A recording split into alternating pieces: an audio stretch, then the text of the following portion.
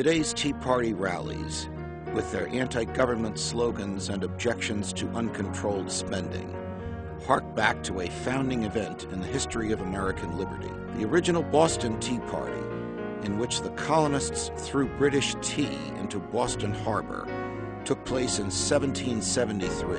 The colonists weren't merely protesting against England or tea, but against a special tax imposed on the tea by England, a tax of the sort that previously only the colonial governments themselves had imposed ever since the first colonists arrived over a century and a half earlier. Taxation without representation was the issue.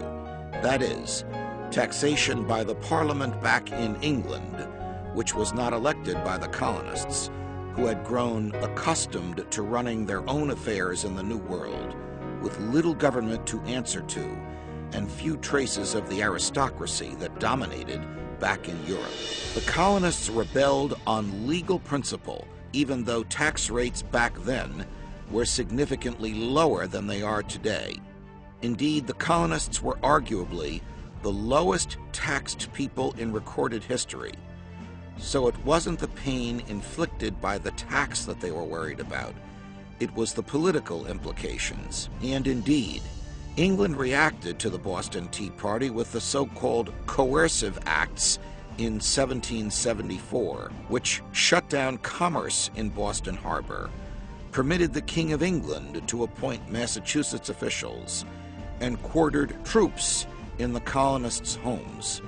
All transgressions that would not be forgotten when the colonists went on to write their own constitution.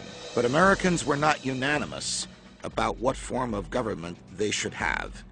Even as the Revolutionary War began in 1775 and the Declaration of Independence was issued in 1776 with its explicit endorsement of individual liberty, there were divisions among the revolutionaries about how to govern themselves. Federalists, such as Alexander Hamilton, were most concerned about ensuring stable, centralized rule of law, in part to foster business after a period of war debts. But groups like the Sons of Liberty, equally in love with freedom, were almost anarchic in their approach to law.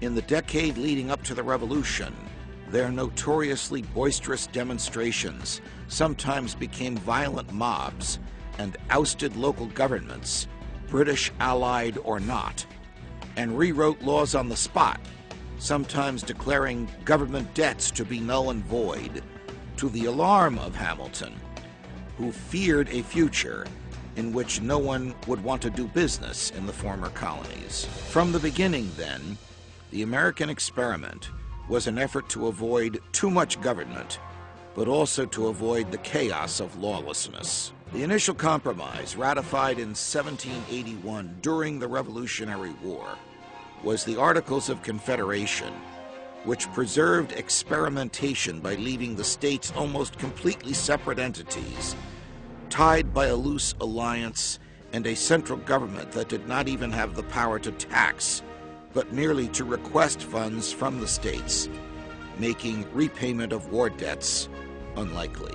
Hamilton's Federalist faction, seeing repayment of the war debt as essential to establishing the colony's fiscal reliability and fostering business, won in the end, and the Articles of Confederation were replaced after only 6 years by the Constitution.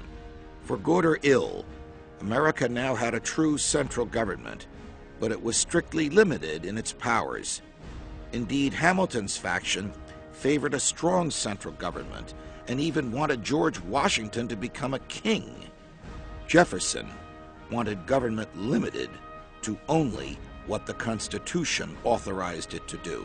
No power was to be exercised by the new federal government that had not been explicitly granted to it by the Constitution, almost the opposite of the view commonly held today that government can do just about anything it wants unless it is expressly forbidden in the Constitution, and very different from the view taken of the king's wide-ranging powers back in Europe.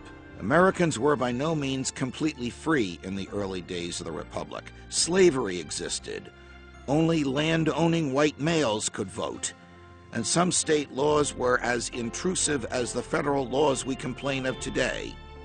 Indeed, it's striking that many basic political issues we now take for granted were still being debated as recently as 2 centuries ago, such as whether one should farm one's own land in order to claim ownership of it.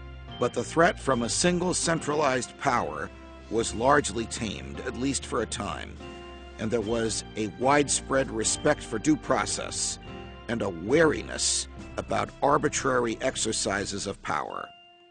Unfortunately, the Constitution's limits on the central government would gradually erode. The story of American liberty and the threats to freedom was just beginning.